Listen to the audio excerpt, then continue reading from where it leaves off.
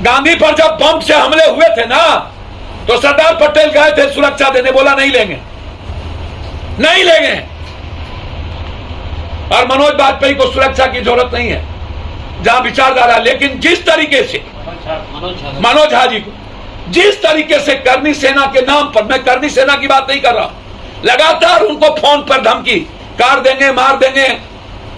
जब तक पप्पू यादव और हमारी पार्टी जिंदा है, दुनिया का कोई बड़ा कंस क्यों ना पैदा हो, कृष्ण के अस्तित्व को और दुनिया के श्रेष्ठ कर विचार को कोई मिटा नहीं सकता। पप्पू यादव हर परिस्थिति में मैं खड़ा हूं, कंस को मिटना ही पड़ेगा। उतावलापन इस देश की मर्यादा नहीं है। हम आए हैं वसुधैव कुटुंबकम के लिए, हम जाने जाते हैं सर्वधर्म समभाव के लिए, हम जाने जाते हैं सार्वभौमिकता के लिए, और हम जाने जाते हैं सहिष्णुता के लिए। नफरत का कोई आधार नहीं है। मोदी जी और भारत के नेता नेल्सन मंडेला से तो सीखो। मोदी जी गोरसे गोली चलाकर हत्या करके नाम कमा लेगा। आज भी कई गोरसे किसी को गाली, किसी जाति को मां बन करके अपना नाम कमा लेगा, लेकिन वो इतिहास पुरुष, युग पुरुष नहीं हो सकता है। हम मनोज झा जी के साथ खड़े हैं, स्टैंड के साथ खड़े हैं। किसी भी परिस्थिति में कोई भी व्यक्ति किसी समाज के समुदाय, वर्ग, जाति को के साथ नफरत के आधार पर देखेगा, रामायण हो या गीता, कुरान हो या बाइबिल, मेरे लिए हर विचारधारा सर्वश्रेष्ठ है, सर्वोत्तम है। किसी को गाली देने वाले के खिलाफ पप्पू यादव से लड़ना हो। इस दुनिया में हमेशा कमजोर लोग कायरों की भाषा इस्तेमाल करते हैं। पहले तो मैं कथाकार प्रेमचंद जी को धन्यवाद देता हूं कि वो आज जिंदा नहीं है, नहीं तो उसको कुट्टी कुट्टी काट दिया गया। प्रेमचंद कथा ओम प्रकाश वाल्मीकि की जो कविता है, बाद में जो उन्होंने ली, प्रेमचंद जी यदि जिंदा होते तो शायद सूली पर लटक गए होते। इतनी फिल्में बनी है जिसमें विलन ठाकुर रहे हैं, जितनी फिल्में बनी है लगभग विलेन ठाकुर है। आखिर में हीरो जब विलेन को पीटता है तो पूरा समाज मिलकर ताली बजाता है।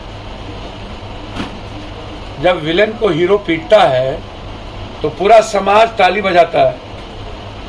इसमें उसकी जाति के नजरिए से तो कभी नहीं देखा गया आज तक, उसे विलेन के नजरिए से देखा गया।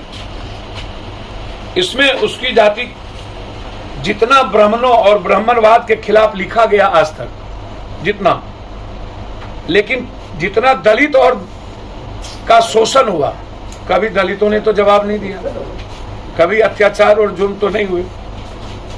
यदि इतने बड़े समुदाय से आने वाले नेता जो जीभ खींचने से लेकर सर कलम करने की बात कभी नहीं कही ब्राह्मणों के किसी नेताओं कि सर कलम कर देंगे,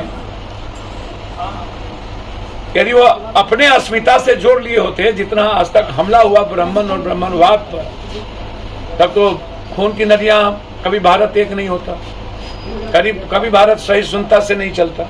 होता है, मुझको नहीं पता। पप्पू जी, विवाद तो आपके मित्र उनके बेटे ने खड़ा किया। सर मैं कह रहा हूं कि मेरे भाई हैं, युधिष्ठिर, अर्जुन, नकुल, सहदेव भी तो भाई थे ना। अर्जुन की बहन और कृष्ण की बहन भी तो रिश्तेदार थे ना। यदि तुलसी का महत्व है तो वाल्मीकि का भी दुनिया में महत्व है ना, राम का भी महत्व है ना।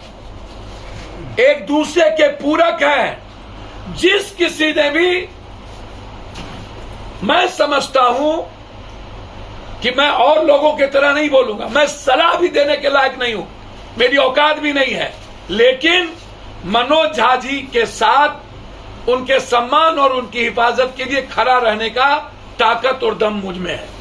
सर, एक आदमी कहता है कि जी खींच लेंगे और आप कहते हैं उनको बचाएंगे, तो क्या? सर मैं बचाने की बात नहीं किया।